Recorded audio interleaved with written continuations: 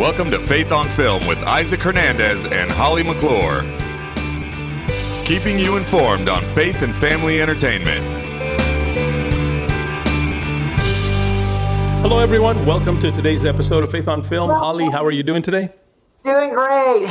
This is a fun show. I'm excited about this show. It's got fun interviews, great interviews, and very interesting. Yes, it is. Now, a few weeks ago, we had the opportunity to watch a film, Divine Influencer, and we interviewed the director of it. Well, today we have I'm going to say the male part of the rom-com. So he would be the male rom.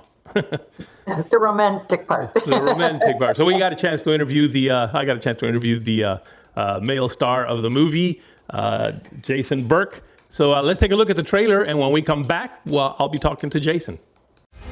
Serving here is helping me find God. Hey guys, it's Liv. Oh, 360,000 followers. Cute. Tag me in that. You can't shake me. You can't break me. So on trend, smash that subscribe button. Stay tuned. Who bought all this adorable stuff? It's moi. I love influencing people, like where to shop, who to know. Hi, Mom. We're cutting you off financially. No. We're only doing this because we love you. I used to have the most amazing life. A beautiful home. My life is in shambles. I need to sell some of these. No, Bruno, freeze! Olivia, I had the locker next to yours. I work at Harvest Rescue Mission. I was hoping you might have a job for me. You'd have to live here, and I'd have to live here? I'm asking you to put her to work. Guess it can't get any worse than this. Oh, okay. I get it. The truth is, we're just running out of money. We'll have to close the shelter. That's not an option. How can I help? You know, the shelter is a place for second chances. Could influence people here. You've got to plan something that people believe they can't afford to miss. Liv might just rescue our rescue mission. See you at the gala. She's a complete fraud. Ryan, wait, please, wait. I was desperate for a place to stay. What you do, it affects other people. I thought I was on the right track. You got this. Give me a sign.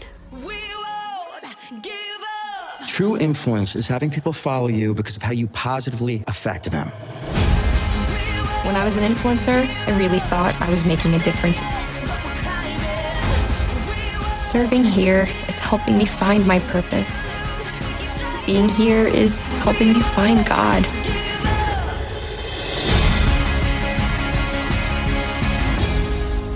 Jason, welcome to Faith on Film.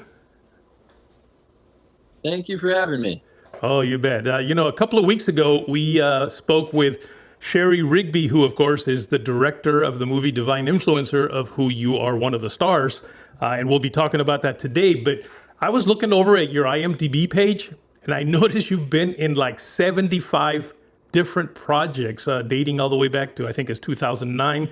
By now, it may even be over 75. I don't know. But before we get started and you talking about Divine Influencer, why don't you tell us a little bit about your story and how you got started in acting?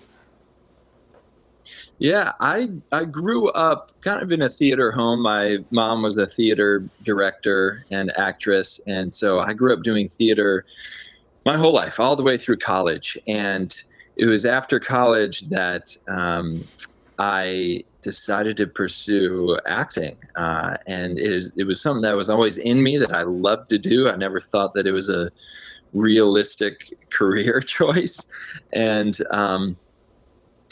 when I dive into things, I just kind of dive in head first. And so I did that with acting back in 2008 or so, and I haven't looked back. I love it. I absolutely love it. It's such a collaborative thing. Filmmaking is the most collaborative art form, I think, and I love being a part of that. Now, were you a believer already back then? Because I know pretty much all the projects I've seen you on are Christian projects. Were you a Christian at that time, or was it something that happened later? Yeah, I grew up in a Christian home, absolutely, and it just happened to be that my career started in the faith-based world. It was when I met the Irwin brothers, who were directors, And we worked on a project together, and that led us to doing the movie October Baby. And then once October Baby came out, it really kind of blew open doors for me to do more faith-based films. And so since I moved to Atlanta, I've also been able to do a lot of television and some other movies as well. So, yeah. I see. Now, okay, so Divine Influencer is, of course, I guess the latest project that you are part of. Can you tell us a little bit about how this came about, how you ended up getting cast for this role? Yeah, so Sherry Rigby, the director, we worked together and we met on October Baby back in 2009. And so we remained good friends. And when I saw the audition for this movie kind of, come across my inbox, and I saw Sherry was directing it, I wanted to be a part of it. So yeah, auditioned for it, had a callback for it with Laura, who plays Olivia, and we just had a great chemistry, and I'm glad that it worked out, because it was really a fun experience to be able to be directed by Sherry. So many years later. So it was great working with her then. You can tell us the truth. Yes, that is the truth. Yeah, she's a great director, because she's also an actress, so she knows how to speak to actors. She knows how to get what she needs, and she's really open to collaboration, and that's huge. So, yeah. She's also such a great person. Yes, that too. That helps. That helps. You don't always get that. I've known lots of directors, and we won't get into that. Right. Yeah. So okay, what do you find to be the most important message of Divine Influencer? I would say ultimately the message is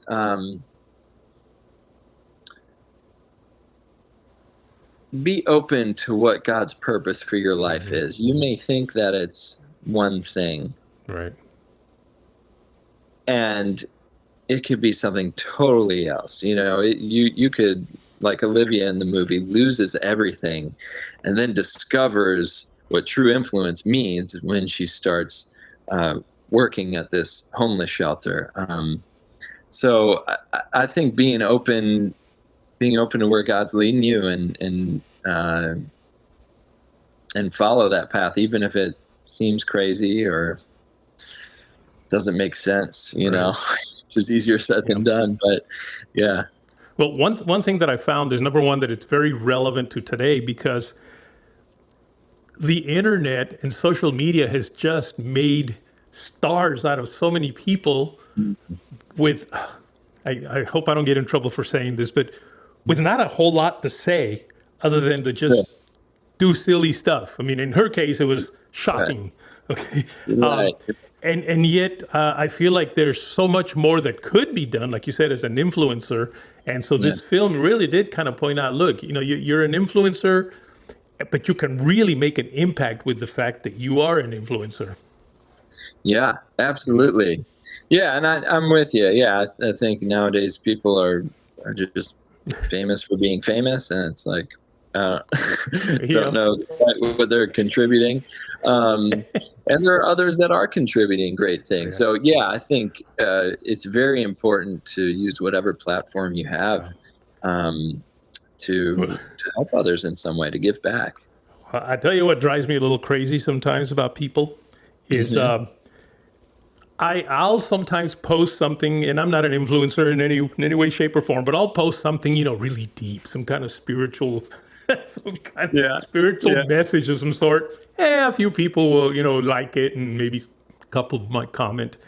Then I'll post something more personal, where I literally fell one time. I fell down. I was on a cruise, and I'm taping myself. I'm thinking, I'm going to be cool. I'm going to tape myself walking. And I fall down. I post that. Suddenly, I'm getting thousands of views. Yeah, millions. I mean, you're right. I mean, it's like, I don't know why. People love watching other people fall. They must. So anyway, Now, was there a particular scene that maybe, I know there was a lot of very emotional scenes and just a lot of real poignant scenes, but is there something that, a specific scene that maybe you liked the best? Oh, Tough gosh. That is really tough. I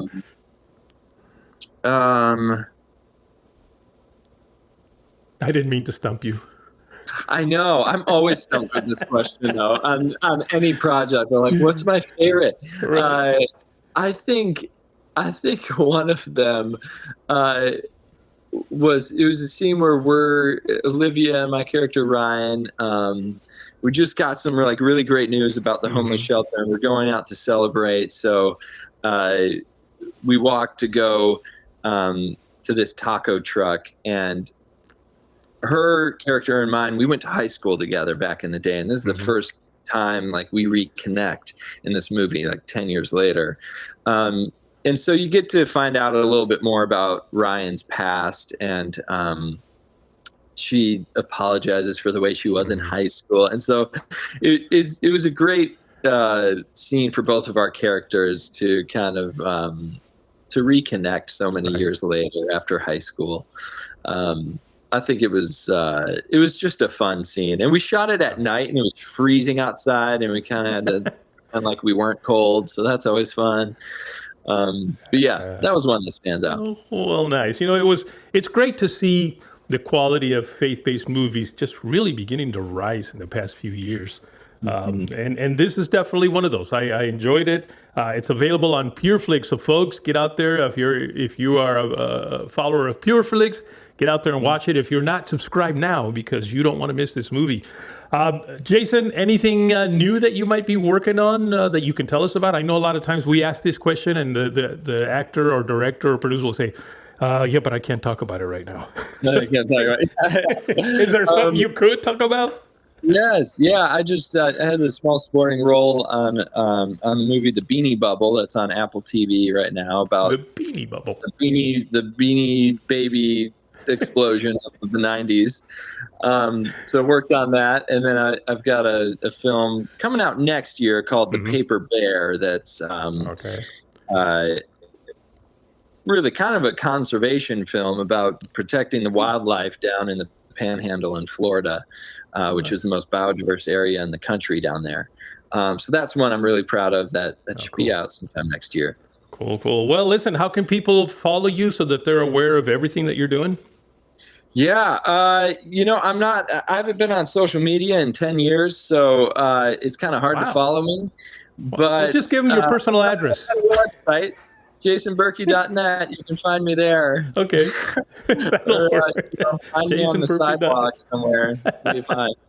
Well, listen, it was great having you on. We had hoped that we'd put you on together with Sherry, but it didn't work out. But I'm glad we had a chance to do it now. Yes, absolutely. Thank you so much. Folks, we'll be right back.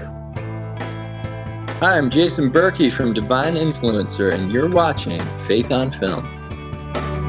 Folks, you can watch the movie still on PureFlix. It's a wonderful family movie, isn't it, Holly?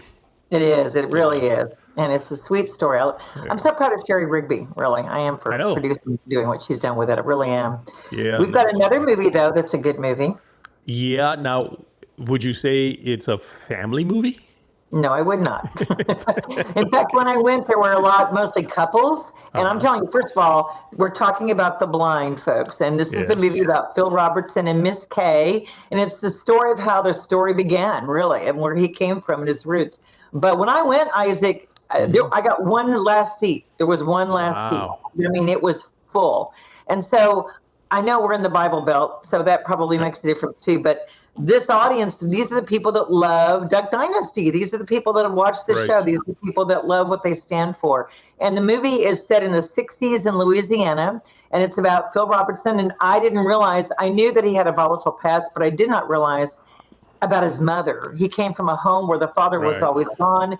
The mother had probably imbalance problems. She would rail off and get hauled off to insane asylums. I mean, he had to take care of younger brothers and sisters. And so it was on him to go out and hunt and fish and get food and bring it in. So what an upbringing. It talks about how he meets Miss Kay, how he found out he was good at football, and it goes into his football career. surprising. I did not know that he knew Terry Bradshaw and that they went to school together and they hung around together. And Terry Bradshaw was like, "You're better than me." And he goes, "You know what? I'm gonna drop out of school, the college that they were going to." And he said, "You go ahead and step in, you take it." And I thought that was an interesting pivotal point in the story. And then he also talks about, how they started their family and the struggles that they went through. He owned a bar and the things that really the challenges he went through with his anger and temper that he reflected back was much like his mother and much like what he'd grown up with. And he was exemplifying that in his own life. Aaron Von Andrian stars as Phil, and Audie Eve stars as Miss Kay. I've never heard of those two actors before, but I thought they did an amazing job in this movie. They were really good in this movie. I think couples will enjoy it. My take was, of course, you love the Duck Dynasty, and at the end, I mean, I'm not giving away anything, folks. If you've watched them at all, you know some of it, and there's going to be some surprises. But at the end, I love it how Phil comes on and gives his own testimony. Yes. It's very touching, and I think you're really going to enjoy it. And I felt that a lot of it set in the 60s and 70s, but I felt that a lot of men are going to sit there and really reflect, because it really points out the importance of being with your kids and spending time with those children, and how important that is with family and your wife. And staying with the family, and it's fun to go out with the guys, and it's fun to go out, hunting and fishing and doing all the fun stuff. But family was important, and at the very end, that's what we all recognize about Duck Dynasty as family. That's what they've represented so well. What do you think about it, Isaac? Well, now, first of all, let me clarify. When I said it's not really a family movie, now it's not a family movie because it's not a movie for the kiddies. But it is a Christian movie, okay? As a film critic, what I would say, it's not kid-friendly. So it's not kid-friendly, exactly. Yeah, it is a family film for, I think, older kids and mature teens, kids, preteens, and with their parents. And if they love Duck Dynasty, it's a redemptive story. So, but there is some, yelling and throwing people around and some punching and some, we're going to be obvious. There is that in this film because it's a true story. There's no cussing, so it's very safe here in this case. Now, I had no idea, and I've been a Duck Dynasty fan, mostly because my son just loved it when Duck Dynasty show was on. And so he got me watching it, so I've been a fan of that. But I had no idea that he was actually that violent. I mean, I figured, okay, if you were not a Christian before, you were maybe not a nice guy, but this really pointed out how rough he was. I mean... Well, he talked about his alcoholism and how he had a problem with alcohol, and then also from his family, the demons from his past, and so that was very evident, that it came out, and plus, remember, this is backwoods Louisiana in the swamp. This is a whole different world. It was hey, buddy, let's go have drink, shell, let's have beer. I mean, I kind of get it because that's what that culture was at that time, so to speak. It's not like he was in another big city. It was pretty foreign to me. It was pretty foreign to me. You know what else? You know what else I thought was pretty cool, and I don't know if this is really how it happened. It might have been added for just for dramatic effect, but how he discovered the whole idea of creating those duck calls. Yes. That was the cutest thing. That's true. I worked on a film called Believe years ago in Monroe, Louisiana, and we got a chance to go visit the Duck Dynasty shop. And then, of course, Cy came to the set, which was really fun, and got a chance to talk to him. And when you visit their store, they show you how they made those duck calls and what made them famous. And boy, I mean, that little thing that he loved to do, once again, that thing God gives you that you love to do. Exactly. That's what I found cool. And it blesses you. That's what I found really cool. Now, is it still available to go watch? I mean, we saw it in theaters. Listen, Hollywood was against it, trying not to get that movie released in theaters, but boy, it is. And please go support it. Please go see it. There are still theaters that are doing it. I don't know if it's nationwide or worldwide, but I know it's in the South. And it's worth seeing, folks. You will enjoy this movie. Excellent. The Blind. Well, I'm excited about a new segment that we're releasing today. And the reason I'm doing it is because, Holly, you have been involved in the Hollywood side of things for such a long time. And you've done some great interviews. And you've done interviews on movies that maybe are not Christian movies or Hollywood movies, but they're good, safe movies for us as Christians. And I decided, I found some of these in the vault. I like how that sounds. And I decided, let's put those out and have people watch your interviews with people. In today's release is going to be Henry Winkler and Kevin James. What do you think? That's right. Well, we decided to do it, and it is fun. Let's take a look. I had to convince you a little bit. I love watching them again. It's fun. All right. Well, here we go. Take a look. I love this movie too. Thank you. And I love the fact, well, one of the things was I love the Holly Holy song, because I gotta admit, when they played that song, I'm like, yeah, because I love Neil Diamond, but Holly, being named Holly all my life, I love that song. I love Neil Diamond too. Don't you love that song? I got to meet him. Did you? You know, along the way. I love that song. I was in college, I think, when that song came out. That it always moved me then, and so boom, and there it was. And it was so unusual to have it in the movie, but I thought it worked well. It was funny. Thank you. Love the role too. I agree with you. This is a movie you can get excited about for many reasons, but I love the passion behind it, about getting kids to rally, because it's real. This is what we're dealing with in school these days. You bet. And you got to actually conduct and lead an Unbelievable. Did you get to do that? They were, the 60 kids they're a real orchestra. They are in a school outside of Boston. Some of them still tweet me. It was moving because we heard the piece of music. So I love that piece of music, and it was so emotional to conduct them, and we became instantly connected. I loved it.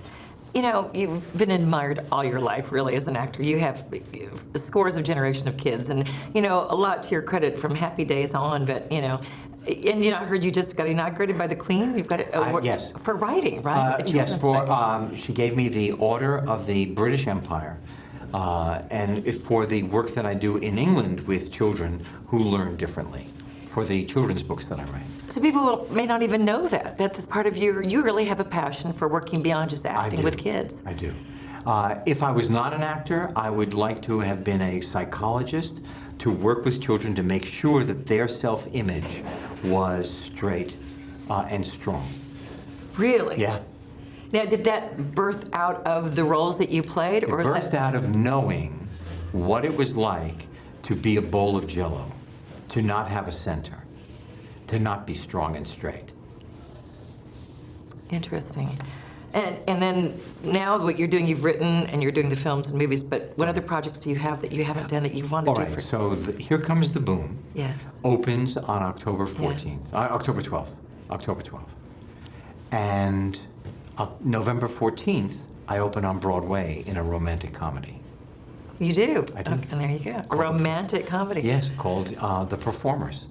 It is a PG-16, where so Broadway is PG-16, and Here Comes the Boom. You can take an 8-year-old and grandma, and everybody will cheer. And why do you think it is that people, what is it they connect with you and love about you? I know it's hard to say, but... I don't know. I can't answer that question. That is truly something you have to ask somebody else. What I am is grateful that they do. I'm grateful that I said yes to be in Here Comes the Boom.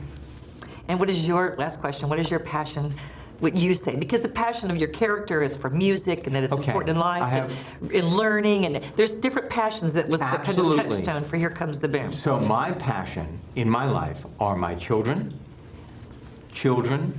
in general, and fly fishing for trout. I love to fly fish for trout. Do you really? It is one of the greatest things I think a human being can do on the earth. Really? I've never done it, so I'll have to... You are in a beautiful place. It is like a washing machine for your brain. The only adult book I ever wrote is about fly fishing for trout. Love this movie. Thank you. No, I loved it. Really? Like, I went in thinking, oh, it'll be cute and it's funny with the previews, but liked it so much more and brought my 26-year-old son and his cousin, and the 20-year-olds love it, so I'm telling you, you got to hit. You need to spread that word. 20-something hits love it. I'm depending on you. No, it is really good. Well, thanks. And I love things about the passion that was in it, but and that used Holly Holy. Don't know why, but since my name is Holly, love that. It worked. It was. Can I say something? Was it a fluke? No, it was not a fluke. I knew about you. I knew you were coming. It was, call it whatever it is, divine intervention. But it happened, and yes, we wanted to put that in there. Well, speaking of divine intervention, I love the way that you showed just the sweet little, talking about Jacob, the wrestling, the prayer before it was cool how you did it. It wasn't overstated, but I like that in there. Did you put that in there? Absolutely. I mean, faith is a huge part of my life, the biggest part of my life. So, it's important to to know that it drives a lot of these people, and a lot of the fighters that I talk with and deal with.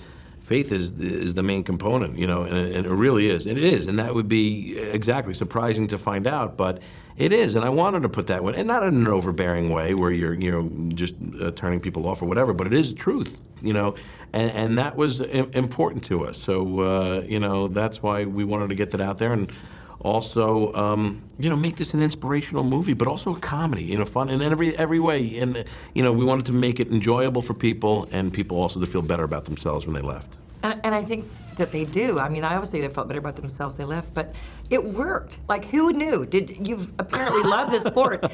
Who knew that you would want to get in there and do that? It's brutal. I don't know why anyone would want to get beat up. The dichotomy of that being so brutal and being funny and all this stuff was the trick of making it all work and having it palatable for people to watch and say, wow, this is really inspiring. It's not just about that, was the important thing to me. And that was exactly why I wanted to do this movie, And that's why I'm happy it feels like it came together. Yes, and it did. And what would you say is the strong passion that God's given you? What would you feel like that, the journey you've come from as an actor when you started off, and now what is your passion? Has it changed? Or is it just... It continues to change, absolutely. It changes, as I grow in faith and grow and keep growing as a person, what he instills in me always makes me better, and and I can go back and look at and see my mistakes and say, boy, I keep I made a mistake here, but look where I've come, and just keep trying to improve that. And that's basically what this movie's about, where this guy gets kind of complacent where he's at, and he was great at one time, whatever, but lost his way, and then he finds it again, and in doing so inspires so many around him. What is your favorite scene? Because there was a lot of good ones, and there was a lot of funny ones. What's your favorite one? They were all different for different reasons. I mean, for comedy and stuff like that, I was laughing so hard when they had that food fight. That food fight just blew me away.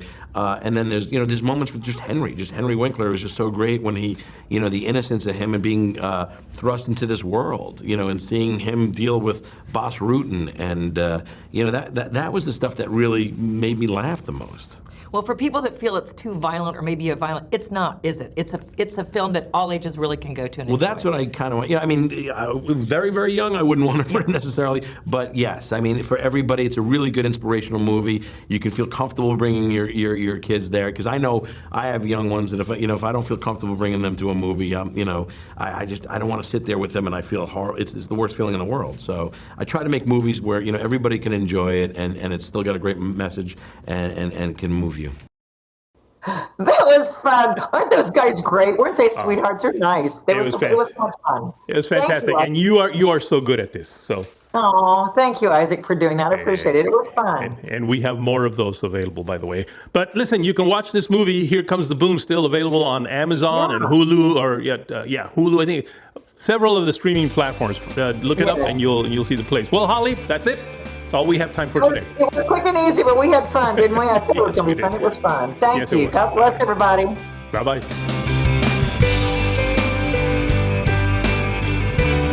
Write to us at faithonfilmtv@gmail.com. That's faithonfilmtv@gmail.com. Follow us on Facebook, Instagram, and Twitter at Faith on Film TV.